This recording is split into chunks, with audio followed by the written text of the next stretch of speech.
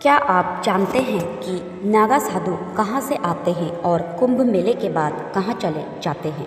नागा साधु का जीवन बेहद रहस्यमय होता है और इसका मुख्य कारण है उनका दुनिया से कटकर जीना।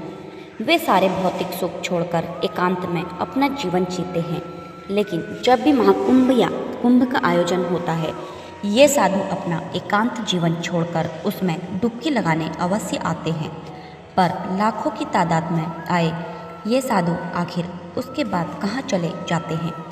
तो चलिए जानते हैं। कुंभ मेले में हर वो व्यक्ति उपस्थित होने की कोशिश करता है जो धार्मिक लाभ पाना चाहता हो। वैसे भी कुंभ का आयोजन 12 साल पर होता है। कुंभ के दौरान नागा साधु, जो सनातन धर्म की एक विशिष्ट और अत्यंत तपस्वी परंपरा का हिस्सा है, बड़ी संख्या में उपस्थित होते हैं।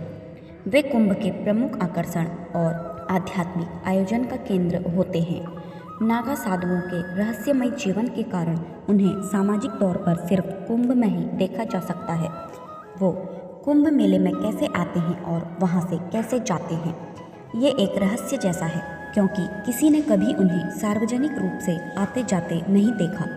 लाखों की तादाद में ये नागा साधु बिना कोई वाहन या पब्लिक गाड़ी का इस्तेमाल किए और लोगों को नजर आए कुंभ तक पहुंच जाते हैं।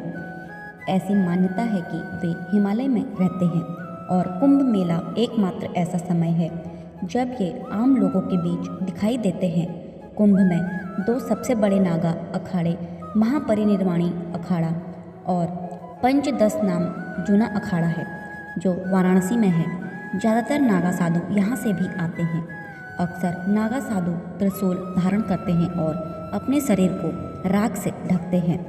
वे रुद्राक्ष की माला और जानवरों की खाल जैसे पारंपरिक परिधान भी पहनते हैं। कुंभ मेले में सबसे पहले उन्हें स्नान का अधिकार दिया जाता है, जिसके बाद अन्य श्रद्धालुओं को स्नान की अनुमति दी जाती है। लेकिन उसके बाद वे सभी अपने अपने रहस्यमय दुनिया में लौट जाते हैं। उनकी ये रहस्यमय दुनिया कहाँ है, तो चलिए जानते हैं। अपने मठ यानी कि अखाड़ों में कुंभ मेले के दौरान नागा साधु अपने अखाड़ों का प्रतिनिधित्व करते हैं। कुंभ के बाद वे अपने अपने अखाड़ों में लौट जाते हैं।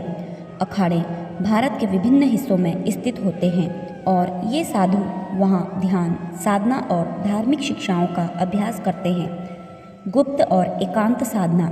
नागा साधु अपनी तपस्वी जीवन शैली के लिए जाने जाते हैं। कुंभ के बाद कई नागा साधु हिमालय, जंगलों या अन्य शांत और एकांत स्थलों में जाकर साधना और तप करते हैं। वे कठिन तपस्याओं और ध्यान में समय बिताते हैं, जिसे उनकी आत्मा और साधना की उन्नति के लिए महत्वपूर्ण माना जाता है। वे सार्वजनिक रूप से तभी आते हैं जब कुंभ मेला या अन्य धार्मिक आयोजन होते हैं।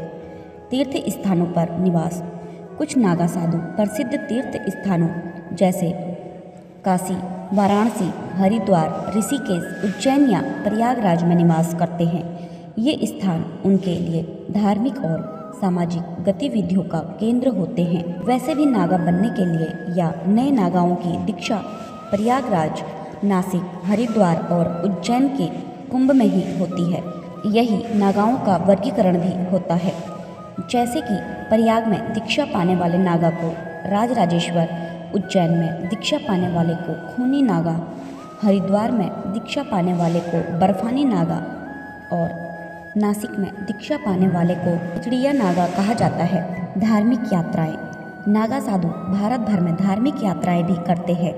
वे विभिन्न मंदिरों, तीर्थ स्थलों और धार्मिक आयोजनों में भाग लेकर अपनी उपस्थिति दर्ज कराते हैं।